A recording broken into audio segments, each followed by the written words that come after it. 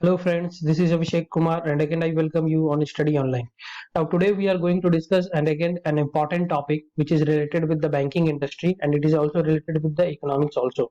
तो ये टर्म जो आप देख रहे हैं bad bank, it was in the news recently and this is not the first time we are discussing और we are going to discuss this concept of bad bank.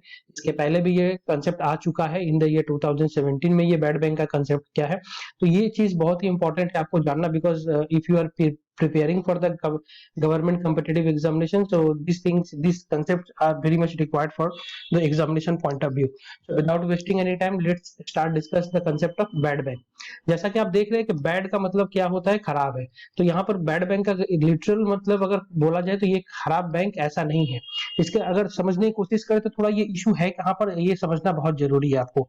तो सबसे पहले अगर बात करें कि इश्यूज कहाँ पर है, तो जब जब बैंकिंग इंडस्ट्री में देखा जाता है स्ट्रेस होता है बैंकिंग सेक्टर को लेकर. स्ट्रेस का मतलब क्या होता है, बैंक क्या करता है, बैंक फाइनेंस करता है, बैंक लोन देता है, बैंक एडवांस देता है. तो एडवांस देने के बाद जो बैंक एक्सपेक्ट करता है कि उसका ईएमआई के तौर पर उसको प्रिंसिपल प्लस इंटरेस्ट उसको रिटर्न आ जाना चाहिए.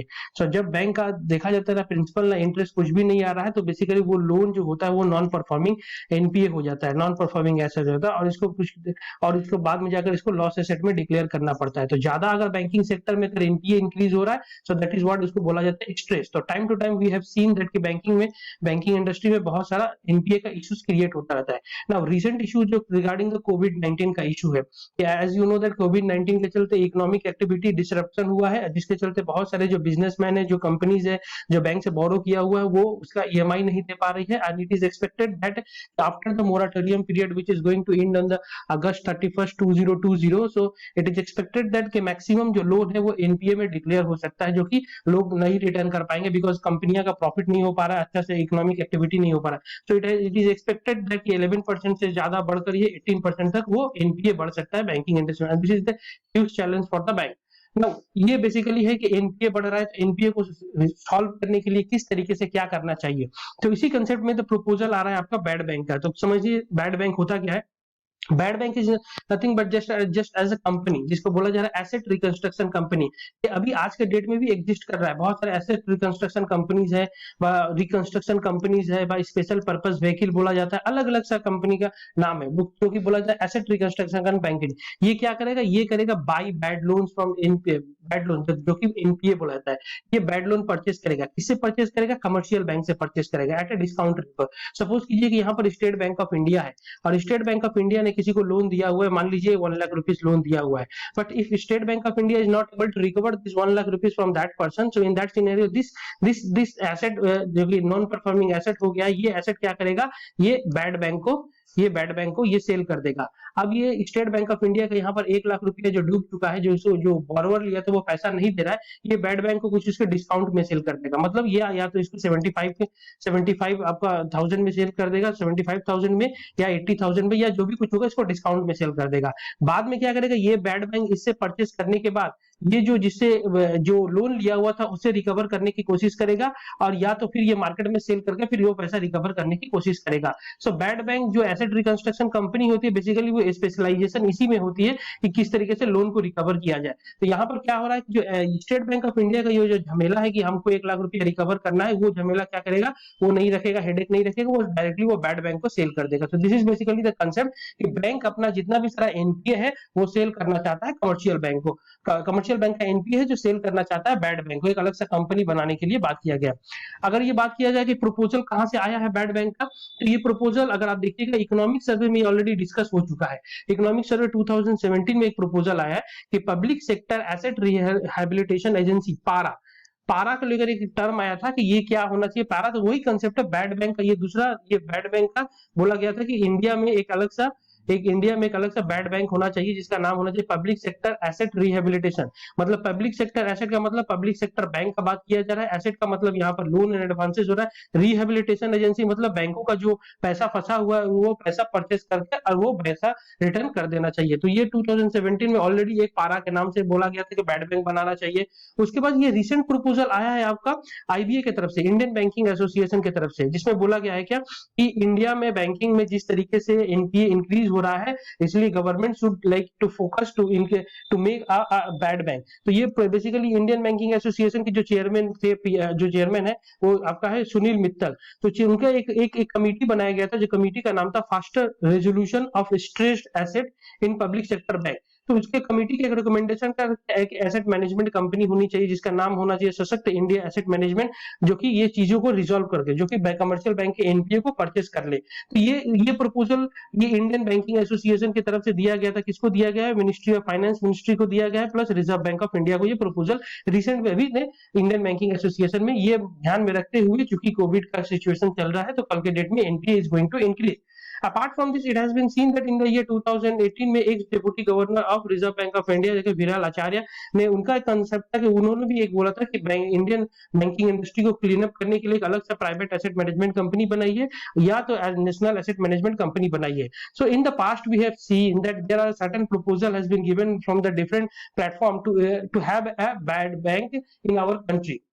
नाउ लेट्स अंडरस्टैंड कि ये एनपीए का इतना स्पाइक कितना दिखाई दे रहा है। तो अगर आप देखिएगा कि अभी जो सिचुएशन चल रहा है, इट इज एक्सपेक्टेड कि कोविड 19 के चलते जो 1.67 lakh crore rupees it is going to become NPA ये होने वाला है। अगर ये जैसे ही मोरेटोरियम पीरियड एंड होगा, जैसे ही मोरेटोरियम पीरियड का मतलब अभी लोग ईएमआई अभी दे नहीं रहे हैं क्योंकि इनकम नहीं हो पा रहा है, क्योंकि उनका जॉब लॉस हो चुका है। तो अगस्त 31 2020 के बाद इट इज एक्सपेक्टेड कि इतना सारा NPA is going to create. एक रिसर्च एजेंसी ने ये रिसर्च करके बताया कि बहुत सारे जो कंपनी है, 500 डेब्ट रिडन कंपनीज है, वो उनका जो लोन है वो एनपीए होने वाला है।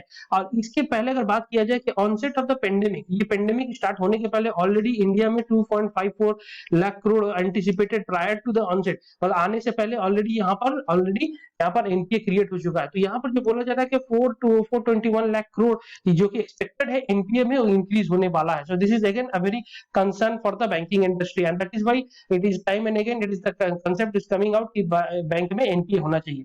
अब इसके अंडर में कुछ फॉर है, कुछ अगेंस्ट है। बहुत लोग बोल रहे हैं कि नहीं ये बैड बैंक होना चाहिए, बहुत लोग का कहना है कि नहीं बैड बैंक नहीं होना चाहिए। तो फॉर में अगर देख ले क्या आर्गुमेंट्स आ रहे हैं, अगर आप सपोज कीजिए मेंस का आंसर राइटिंग लिख रहे हैं या सपोज कीजिए कि डेप्थ में जानना चाहते हैं, तो यू शुड नो कि क्या फॉर का अगेंस्ट, क्या फॉर में बोला जा रहा है, क्या अगेंस्ट में बोला जा रहा है। अगर फॉर का बात किया जाए तो यहाँ पर बात किया जा रहा है ईजिंग प्रोविजनिंग रिक्वायरमेंट। अगर बैंकों में एनपीए इंक्रीज हो रहा है तो फॉर मैंने जो लोग बात कर रहे हैं कि बैड बैंक होना चाहिए, उनके हिसाब से कह रहा है कि अगर बैंक में एनपीए इंक्रीज हो रहा है तो देन वो अगर बैंक अपने जो बैलेंस शीट में अगर एनपीए को दिखा रहा है, at the same time they have to show the provision also.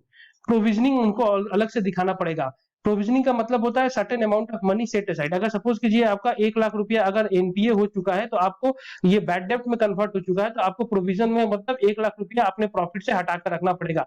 मतलब ये 2 लाख रुपया ऑल टुगेदर बैंक यूटिलाइज कर ही नहीं पाया।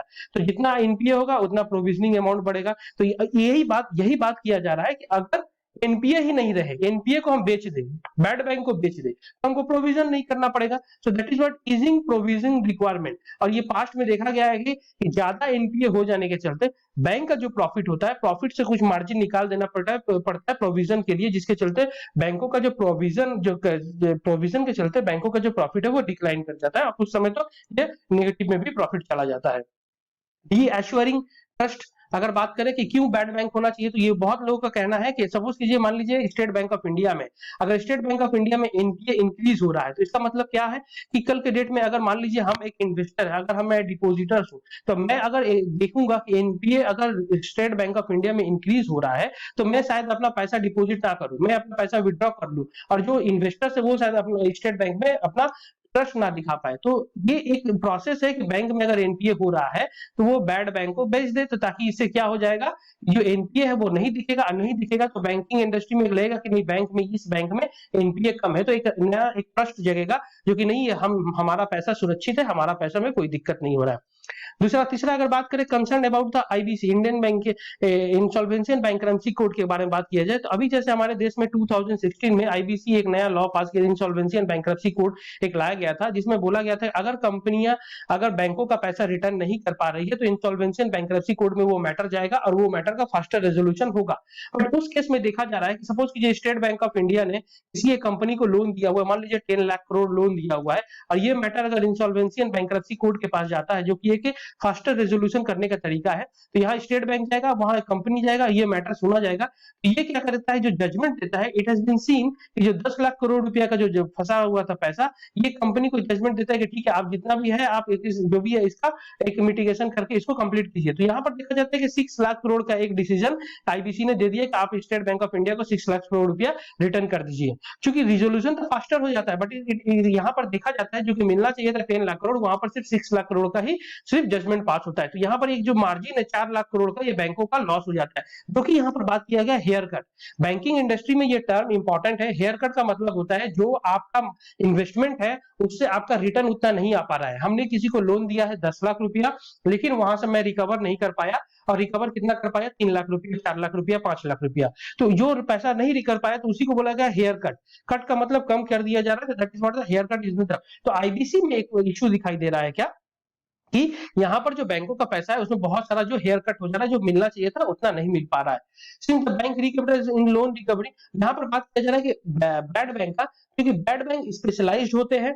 Bad bank specialized in terms में बोलते हैं कि इनका बेसिकली यही काम होता है कि आप किस तरीके से पैसा रिकवर कीजिएगा। तो यहाँ पर अगर बात करें किस तरीके से पैसा रिकवर करना है, तो ये स्पेशलाइज्ड होते हैं। तो bank in that scenario, bad bank वो काम आराम से कर पाएगा। Single government entity will compete, इतना सारे बैंक जो एनपीए के लिए स्ट्रगल कर रहे हैं वो सारे के सारे क्या करेंगे, एक सिंगल एंटिटी जो कि बैड बैंक को सेल कर देंगे, और बैड बैंक क्या करेगा, फिर वो रिकवर करके वो बैंकों को रिटर्न कर देगा। तो सिंगल एंटिटी काम करेगा। अगर बात करें अगेंस्ट मत, तो बहुत लोगों का व्यू है अगेंस्ट में कि नहीं, बैड बैंक नहीं होना चाहिए। कारण क्या है आपका, इसमें अगर फिर से ये बोला जा रहा है कि इसमें government plus RBI plus bank, ये तीनों मिलकर ये परफॉर्म करेंगे, ये तीनों मिलकर ये बैंक को बनाएंगे बैड बैंक। तो इसका कैपिटल इन्फ्यूजन होगा, पैसा लगेगा। तो इस इनिशियल पीरियड में देखा जा रहा है कि 25 से 30 हजार करोड़ का कैपिटल लगेगा, जो कि गवर्नमेंट ऑफ इंडिया को at this point of time it is very difficult to give capital to form a bad bank. दूसरा बात किया जा रहा है मोबिलाइजेशन ऑफ कैपिटल। अगर देखा जा रहा है कि अगर बैड बैंक बन गया, स्टेट बैंक ऑफ इंडिया ने ये लोन बैड बैंक को सेल कर दिया, लेकिन बैड बैंक अगर सपोज कीजिए मार्केट से रिकवर करने गया तो मार्केट से में भी उतना रिकवर नहीं हो सकता है। तो that is why mobilization of capital is again difficult for the bad bank. Not addressing the underlying issue, अगर बात किया जाए तो मेन जो मुद्दा है कि क्यों एनपीए हो रहा है, क्या रेगुलेटरी इश्यूज हो रहा है, क्या बैंक में क्या क्यों बैड बैंक क्यों बैड एसेट क्रिएट हो रहा है, क्या प्रॉब्लम हो रहा है। तो दैट अंडरलाइंग इशू आप नहीं सॉल्व कर रहे हैं, आप क्या कर रहे हैं, एक pocket state bank of India में एक पॉकेट से निकालकर जो लोन है एनपीए है वो दूसरों के पॉकेट में जाकर एनपीए को डाल दे रहे हैं। तो आप पहले ये तो समझिए कि एनपीए क्यों हो रहा है, तो जड़ से खत्म करने के यहाँ पर बात नहीं किया जा रहा है। So that is the basically issue regarding with the they are going against the bad bank. Market related issues का अगर बात करें कि the price at which bad banks are transferred from the commercial bank to the bad bank, the market determined price discover will not happen. अगर बात किया जाए कि अगर स्टेट बैंक ऑफ इंडिया अपना जो लोन है वो सेल कर रहा है बैड बैंक को, तो बैड बैंक में भी वो हो सकता है कि उसको जितना प्राइस स्टेट बैंक को चाहिए वो प्राइस पर वो बैड बैंक स्टेट बैंक को उतना पैसा ना दे पाए। अगर बात करें कि और एक इसमें जो अगेंस्ट में बात किया जा रहा है वो मोरल हैजार्ड है। मोरल हैजार्ड का मतलब है कि आरबीआई रेगुलर गवर्नर ने ही बात किया है कि ये बेसिकली क्या होगा कि जो बैंक में काम कर रहे हैं लोग, वो लोग क्या करेंगे, रेकलेस वो लेंडिंग करते चले जाएंगे, और रेकलेस लेंडिंग करते चलते उनके दिमाग में ये रहेगा कि चलो कोई दिक्कत नहीं, अगर ये एनपीए हो रहा है तो कोई नहीं, there is a separate bank that is called the bad bank, वो हमारा एनपीए परचेस कर लेगा, हमको जितना भी है डिस्काउंट में पैसा वो दे देगा। So this is basically a issue regarding that कि किस तरीके से। और एक इशू जो बेसिकली दिखाई दे रहा है कि ये बैड बैंक ये पैसा जो कि ये तो परचेस तो कर लिया, मान लीजिए स्टेट बैंक ऑफ इंडिया का 100 करोड़ लोन है, इसने स्टेट बैंक को 80 करोड़ रुपया दे दिया, बट ये क्या हुआ, ये रिकवर नहीं कर पाया। तो बैड बैंक अगर रिकवर नहीं कर पाएगा जो भी प्रॉपर्टी सेल करके जो भी रिकवर करके, तो फिर बैड बैंक इन फ्यूचर में कैसे सस्टेन कर पाएगा।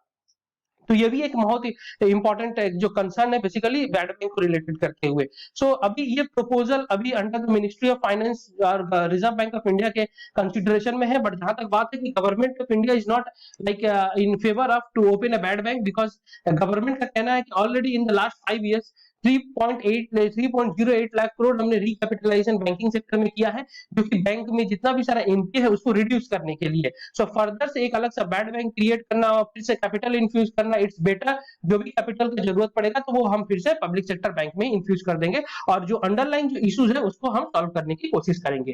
तो this is basically the bad bank, it was in the news and it is very much important to know the regarding the bad bank. Hope that ये आपको video समझ में आया होगा, अच्छा लगा होगा। अगर आपको अच्छा लगा तो प्लीज इसको शेयर कीजिएगा, सब्सक्राइब कीजिएगा, एंड होप दैट कि इसको लाइक कीजिएगा। Thank you very much for patience listening. Thank you very much.